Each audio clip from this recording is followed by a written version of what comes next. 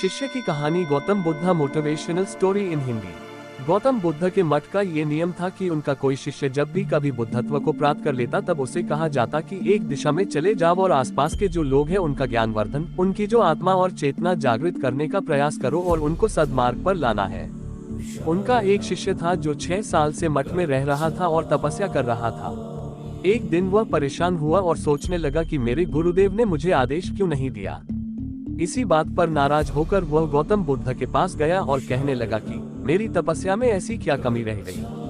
क्या मैंने ज्ञान अर्जित नहीं किया और अब तक आपने मुझे आदेश नहीं दिया कि जाओ जाकर किसी दूसरे जगह पर अपना ज्ञान बांटो, और क्या मैंने बुद्धत्व प्राप्त नहीं किया है?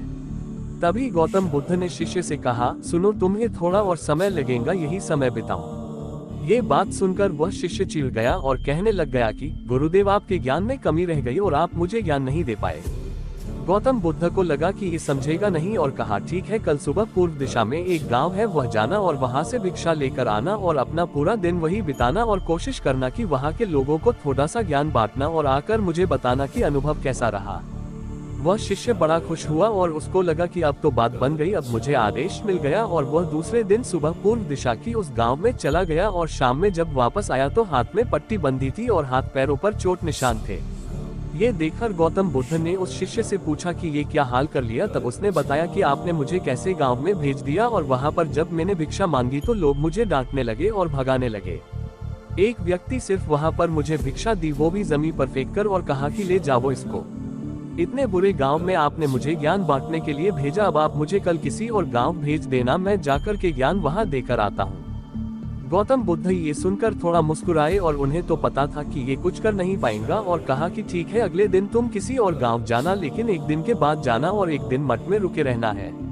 अब की बार गौतम बुद्ध ने अपने दूसरे शिष्य को उस गांव में भेजा जहां अपने उस शिष्य को भेजा था, और शाम में जब वह शिष्य वापस लौटा था तो उसकी भी हालत वही थी और हाथ पैरों में चोट लगी और पट्टी बंधी हुई थी। गौतम बुद्ध ने पहले वाले शिष्य के सामने दूसरे शिष्य से पूछा कि हुआ क्या था।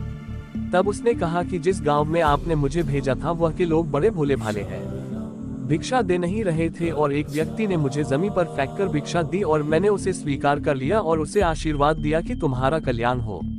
तो वह व्यक्ति चौंक गया और कहने लगा कि आप गजब के इंसान हो, मैं आपको जमीन पर फेंककर भिक्षा दी और आप मुझे कल्याण हो का आशीर्वाद दिया। तब मैंने उसे कहा कि मैं अपना कर्तव्य निभाऊंगा और आप भी बड़े दानी हैं और आपने मुझे भिक्षा दी है। उसके बाद में जब वह से निकल रहा तब मैंने देखा कि एक बच्चा बीमार था और मैं जंगल में गया तब वहां से जड़ी बूटी लाने, और जब मैं लौट रहा था तब कुछ लोगों ने मुझे पकड़ लिया और पूछने लगे कि यह जड़ी बूटी कहाँ लेकर जा रहे हूँ। तब मैंने उनसे निवेदन किया कि मुझे छोड़ दो, एक बीमार छोटे बच्चे की मदद करनी है, और तब उन्होंने मुझे छोड़ दिया। जब मैं गांव में वापस आकर उस बच्चे की मलहम पट्टी कर रहा था तो तभी गांव वाले मुझ पर हमला करने लगे। तब उस दानी व्यक्ति ने, जिसने मुझे जमीन पर फेंककर भिक्षा दी थी, उसने गांव वालों को रोका और कहा कि यह ठीक व्यक्ति है और इसे अपना काम करने दो। जब मैंने जड़ी बूटी लगाई तो बच्चा ठीक हो गया और सब मेरे लिए तालियां बजाने लगे। सभी गाँव वाले कहने लगे कि कल फिर आएगा गुरुदेव, मुझे कल फिर उस गांव में भेजिएगा, क्योंकि वह बड़े ही भोले लोग हैं, समझते नहीं है, बस प्यार बहुत है। और अब की बार कोशिश करूंगा कि थोड़ा प्यार और उनके पास पहुंचाने का और ज्ञान उन तक पहुंचाने का। वो सब ज्ञानी तो लेकिन बस जब अनजान व्यक्ति से बात करने में डरते हैं।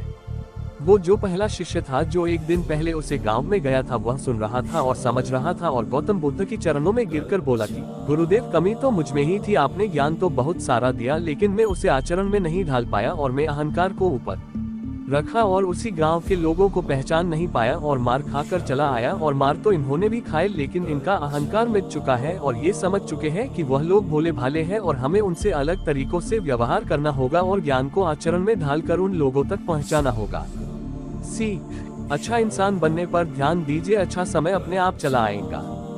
हम अच्छा समय लाना चाहते हैं लेकिन अच्छा इंसान नहीं बन पाते हैं और सारी गड़बड़ बस यही हो जाती है।